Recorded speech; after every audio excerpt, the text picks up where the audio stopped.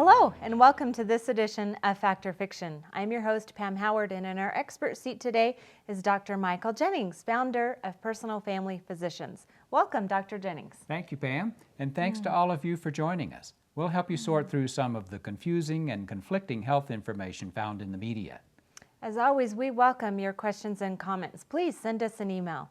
Let's get started with today's first topic. Our average daily consumption of salt is increasing and it's causing serious health consequences. What is the connection between salt and disease? How much is too much? You're right. We are suffering serious effects of excessive salt in our diets, and it's costing us billions in extra healthcare expenses. In fact, a 2010 study published in the New England Journal of Medicine predicted that we would save $10 to $24 billion every year if we all reduced our salt intake by about 1/4 teaspoon per day. That's only about 1 pinch per meal. What this study emphasized is that too much salt can damage our health, which leads to some very expensive medical bills. Here's the connection. Excess salt is a major contributor to high blood pressure. Hypertension increases the risk of dying from a stroke or heart attack more than high cholesterol, obesity, smoking, or any other risk factor. Salt damages the kidneys, heart, arteries, and other organs. High salt diets increase calcium losses in the urine, which may affect your bone density. Table salt is sodium chloride. It's the sodium in salt that causes problems. Most experts recommend less than 1,500 milligrams of sodium per day. American women consume about 3,000 milligrams of sodium daily, and men over 4,000. Nutrition fact labels show the amount of sodium in milligrams per serving and per package. But fruits, vegetables, grains, and other natural foods may not have a nutritional label attached. Well, that's not a problem because there is relatively little sodium in food. That is, until it's been tampered with. Fully 3/4 of the sodium we consume has been added by food manufacturers or restaurants. Even if you never salt your food, chances are you're already getting far more sodium than is healthy for you. It's not practical for most people to cook everything from scratch, so what can we do? Start by cutting out the obviously salty foods, especially snack foods. Read the nutrition facts label on food packaging. Know what you're buying and eating. At restaurants, ask the chef to cook your order without salt. There are several websites that list the sodium content of common foods, including restaurant chain foods. Know before you order. If you get food from a restaurant or out of a package, just assume it has too much sodium until proven otherwise. You'll be right most of the time. That really is shocking news.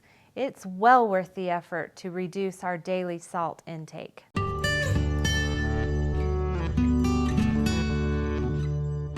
Now it's time for our viewer question of the week. This viewer wins a free 30-minute massage from our sponsor of this segment, Lisa D. Rossi at Hands of Change Massage. Here's our question. I know I'm supposed to wash my hands for sanitary reasons, but what's the best way to wash hands? Hand washing is one of the most important ways to prevent infection and foodborne illnesses, according to multiple studies reviewed by the Centers for Disease Control and Prevention, or CDC. Use running water to scrub your hands together with soap for at least 20 seconds.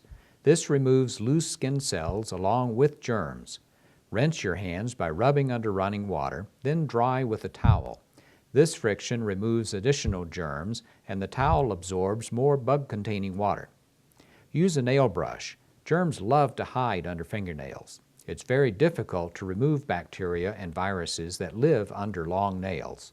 Don't use antibacterial hand soap or dishwashing detergent. The chemicals in antibacterial soaps do not remove more germs than ordinary soap in routine hand washing, and use of those products does not result in fewer infections. In fact, the FDA may ban triclosan, a common antibacterial added to soaps, because it may contribute to antibiotic resistance, and there's evidence it may affect hormone regulation in the body. Water temperature isn't the critical factor. It should be comfortable but doesn't have to be boiling hot. What's most important is the amount of time, and the degree of friction created while scrubbing away those germs. Thanks for that answer. Our winner will be notified by email. Please send us your questions for future editions. We thank Lisa Rossi for sponsoring this segment.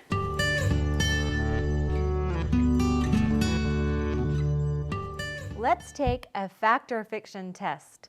Everyone hates those ugly veins that pop out on the legs. I've heard that crossing your legs when you sit causes varicose veins. Tell us, is that a fact or is that fiction? Varicose veins are those dilated, tortuous, medium to large-sized veins most commonly found in the legs. Approximately 25% of adults have varicose veins, and most adults get some spider veins, those dark purple clusters of smaller veins just underneath the skin. Normally, valves inside the veins keep blood flowing back toward the heart, preventing reverse flow due to gravity. When the valves don't function properly, blood can pool in the veins, increasing pressure in the vein, which causes it to dilate. Primary varicose veins occur because of congenitally defective valves. Prolonged standing and increased pressure in the abdomen may cause secondary varicose veins or make the condition worse. Common symptoms of varicose veins include heavy aching pain in the legs, visibly enlarged veins, mild ankle swelling, and brown discoloration or ulcers of the skin. Treatment is usually conservative. Avoid excessive standing. Walking is good for circulation, but standing still increases pressure in the veins. Elevate your legs when sitting or resting. Wear elastic support hose to counteract the internal vein pressure. You may need surgery or non-surgical treatment for leg discomfort not relieved by conservative measures, skin ulcers or sores that heal poorly, or to improve the appearance of the legs. So, to answer the question, no, merely crossing your legs doesn't cause varicose veins, but anything that impedes the return flow of blood to the heart may make varicose veins worse. If you're unsure whether you have varicose veins or how to treat them, ask your family doctor.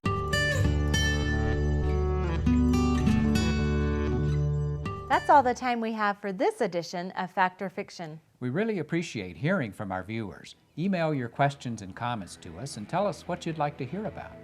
Join us again next time for another fun and informative look at current health issues. You can view previous editions of the show on our website. Thanks for watching. See you next week on Fact or Fiction.